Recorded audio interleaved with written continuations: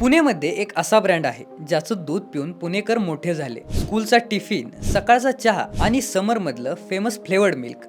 Katraj dairy फक्त एक dairy brand नाही, तर पुणेकरांच्या डेली लाईफचा भाग आहे. एका छोट्या कॉर्पोरेटिव्ह डेअरीने अमूल सारख्या जायंट ब्रँडच्या मार्केटमध्ये 1000 कोटींच्या जवळपासचा बिझनेस कसा उभा केला. Welcome to business case study series episode 20. मी साईराज आणि आज आपण जाणून घेणार आहोत कात्रज डेअरी पुणेची कम्प्लीट बिझनेस स्टोरी. 1960च्या काळात पुणे डिस्ट्रिक्टमध्ये छोटे मिल्क फार्मर्स खूप मोठ्या प्रॉब्लेम मध्ये होते. ते दिवसभर मेहनत करून दूध तयार करायचे, पण मिडलमॅन त्यांना खूप कमी पैसे द्यायचे. फार्मर्स मेहनत करायचे, पण प्रॉफिट दुसरे लोक कमवायचे. आणि ह्याच प्रॉब्लेम मध्ये एक मॅसिव्ह अपॉर्च्युनिटी तयार झाली. 1960 मध्ये Pune district co-operative milk producer युनियनची स्थापना झाली आणि पुढे जन्म झाला कात्रज डेअरीचा. त्यांची सिंपल आयडिया होती, फार्मर्स कडून डायरेक्ट दूध कलेक्ट करायचं, त्यावर प्रोसेसिंग करायचं आणि कस्टमर्सला ट्रस्टेड डेअरी प्रोडक्ट्स द्यायचे. त्या काळात पॅक्ड मिल्क एवढं कॉमन नव्हतं, पण कात्रज डेअरीने क्वालिटी आणि हायजीन वर फोकस केला. पॅस्चरायझेशन प्लांट्स, टेस्टिंग लॅब्स आणि कोल्ड स्टोरेज सिस्टीम मुळे लोकांचा